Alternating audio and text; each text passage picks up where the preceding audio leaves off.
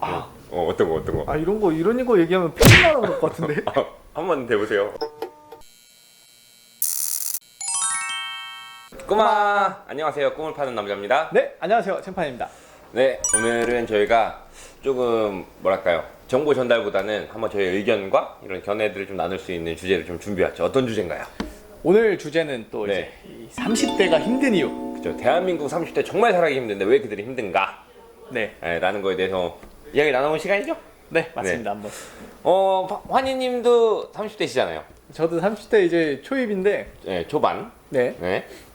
그때 막 이렇게 힘들다 사실 그런 생각 안 했는데, 네. 꿈파님이 힘들다 하시니까 네. 아 이 30대들이 힘든 건가? 오늘 한번 얘기 좀 해봐야 될 것 초반이라서 그래.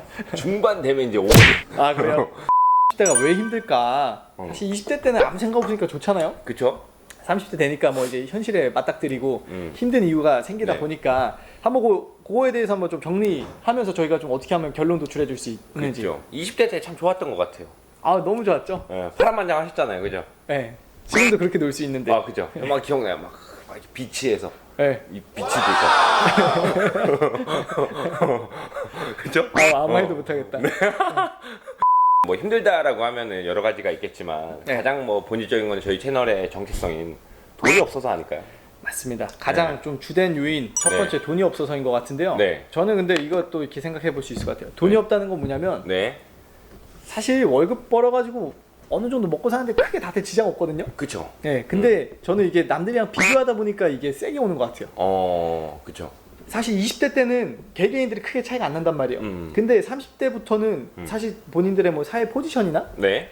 이런 부분에 따라서 자기의 역량에 따라서 차이가 크게 나죠. 그러니까 야 요번에 걔는 뭐가 됐다더라, 뭐 그죠.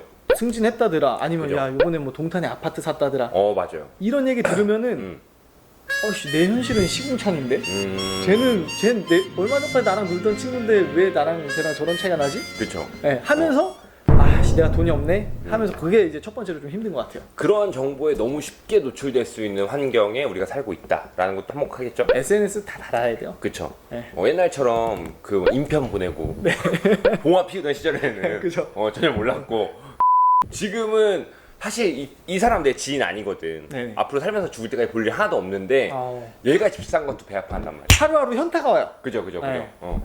근데 이런 건요. 진짜 돈이 없는 사람 있잖아요.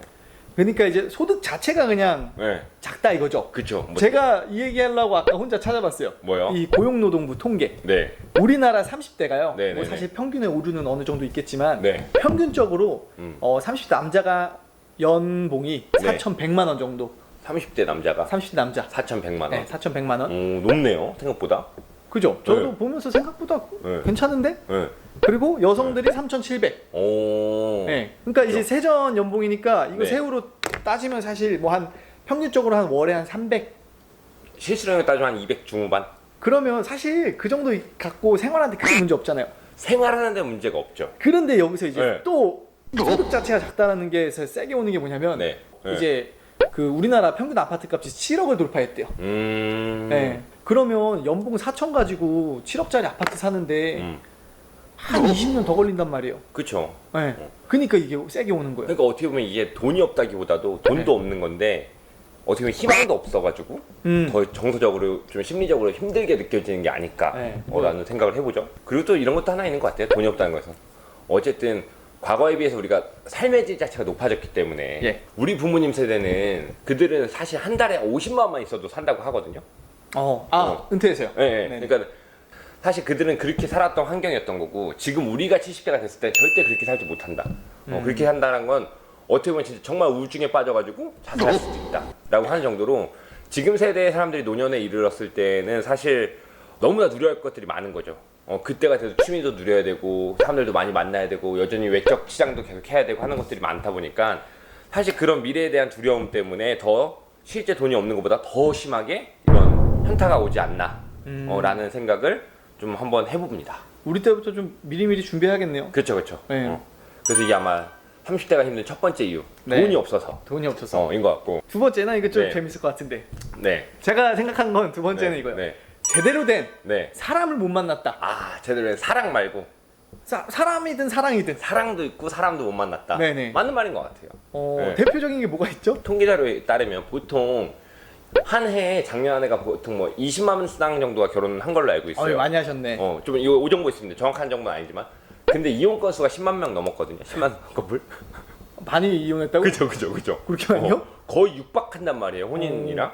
그러니까는 사실 이게 과연 사람이 문제인지 아니면 그 뭐 세상에 한 새끼만 문제 있겠습니까? 또 하나는 사실 저는 친구나 이런 친척 간의 이런 관계도 조금 변화가 있다고 봐요. 아 그래요? 네. 제가 너무 시골에 살아서 제가 중고등학교는 제가 친척 집에서 다녔단 말이에요. 외가댁에서. 근데 그때는 사실 외가댁에서 저희 뭐 이모들 자식들도 그렇고 다 농사지고 했으니까는 시내 사는 게 저희 이제 외삼촌밖에 없어서 그 집에서 다 자랐거든요. 네. 근데 그때 같이 사실 나구나. 어떻게 보면은 당연한 건 아니지만은 그래도 용인할 수 있는 사회 어느 정도 허용 범위 내에 있었고 그 정도의 정이 있었단 말이죠. 근데 사실 지금 그게 가능할까요? 그죠. 저도 이제 사실 네. 어머니 따라서 어디 가면 네. 뭐 여쭤봐요. 어떻게 되시는 거지 나랑? 성함이 어떻게 되시지? 그죠. 그러니까 예전만큼 그렇게 이제 네. 이 각별하지 못하고 많이 소원한 관계가 됐다. 그렇죠. 그런 이제 친척 간의 관계도 마찬가지고 사실 친구 간의 관계도 아까 얘기했잖아. 인생 살면서 진짜 내가 마음을 터놓고 있을 수 있는 친구 한 명만 있더라도 성공한 삶이다. 맞아요. 근데 이 질문을 했을 때 사실 지금의 청년들 중에서는 사실 자신 있게 답하는 사람 그리 많지 않거든요. 특히나 우리 세대 때부터 뭔가 그쵸.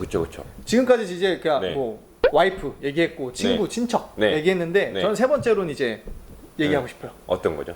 꼰대 상사. 그쵸. 이 꼰대 상사라는 것도 마찬가지예요. 왜냐면 이제 세대 차이에서 나오는 갈등인데 네. 이것을 좀 연계지어서 우리가 세 번째 주제로 아예 넘어가 보면 아 그렇죠. 30대가 힘든 이유는 사실 이제 기성세대의 가치관을 저희는 주입받고 자란 세대인데 근데 지금의 이제 MZ 세대로서의 어떤 역할과 책임도 해야 되는 그러한 가운데 있단 말이죠. 딱 가운데 껴 있네요. 네, 그러니까 정치성에 혼란이 있는 세대란 말이에요. 네. 그렇기 때문에 이게 세 번째 주제로 좀 참아봤는데 이어나가 보면 꼰대 같은 경우도 마찬가지예요. 우리도 나름의 꼰대 기질이 있거든요. 전 상꼰대. 개꼰대시잖아요. 저 스스로 저도 약간 꼰대라고 생각했거든요. 근데 제가 환희님 보면서 이 새끼 개꼰대다 진짜. 더 중요한 건 우리도 또 우리 위에 더 꼰대가 있잖아. 아 그죠. 네. 소통이 안 돼요. 그쵸. 그러니까 따뜻한 말 하는 법, 네. 칭찬하고 그 다음에 감정을 표현하는 법이 익숙치 않아서 그렇다라는 거죠. 그러니까 이제 꼼파님 말씀대로 네. 지금 우리 30대들이 네. 기성세대랑 이 MZ세대 30대도 네. 어떻게 보면 MZ에 포함되긴 하는데 네. 약간 중간에 애매하게 껴있어요. 그쵸. 우리가 이거 혼란스러워서 힘들다라는 건데 그쵸. 이런 부분에 있어서 저희가 오늘 세 가지를 얘기했잖아요. 네. 그냥 이제 30대가 왜 힘드냐. 네. 돈이 없다. 네. 그리고 제대로 된 이 사람을 못 만나봤다. 그쵸. 이것도 네. 어떤 시대의 흐름에 관련된 거고. 그죠? 뭐 개인주의적인 성향이 많이 커지다 보니 네. 그리고 기성세대랑 MZ세대의 가치관이 껴있어서 네. 혼란스럽다. 이런 네. 세 가지 얘기해 주셨는데 네. 요거 한번 좀 이제 그럼 우리가 결론으로 가면 네. 문제를 인식했잖아요. 어떻게 해결할 것인가? 어떻게 해결하실 것인가? 저는 딱 멋있는 말 하나로. 그래요? 네. 저는 그 이 수신 제가 치고 평천하. 네. 공자 선생님이 하신 말씀이죠. 유사수신 맞나? 뭐, 공자 제가 맞나? 패가망신이요? 아니. 나를 먼저 다스리고 네. 그리고 네. 가정을 네. 파이팅하고 가정 파이팅하고. 네. 네.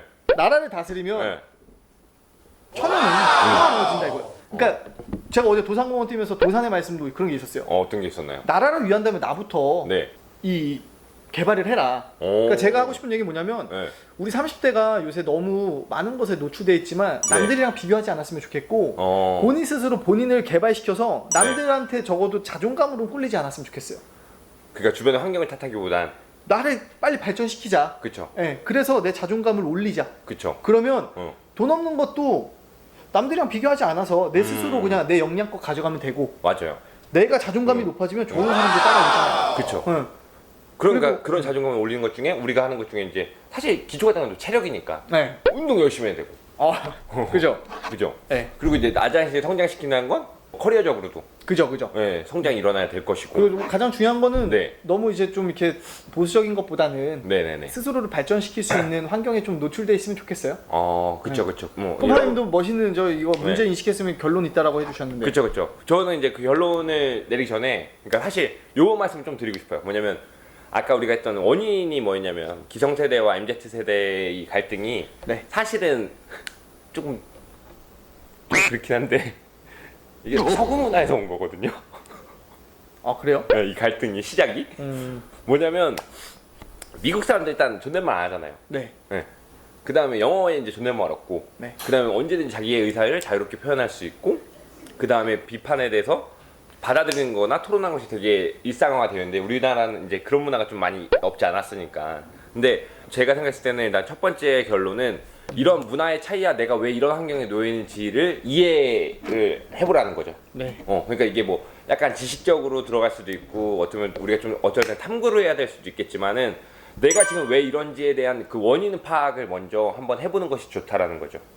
각자 사람마다 상황은 다를 테니까. 네. 그리고 두 번째는 그 원인이 파악됐다면 문제점을 찾기 제일 쉬운데, 이 문제점은 해결하는 것은 저는 좀 이분의 좀 말씀, 제가 맨날 다이어리에 그 한 일주일에 한 번씩 쓰는 거거든요.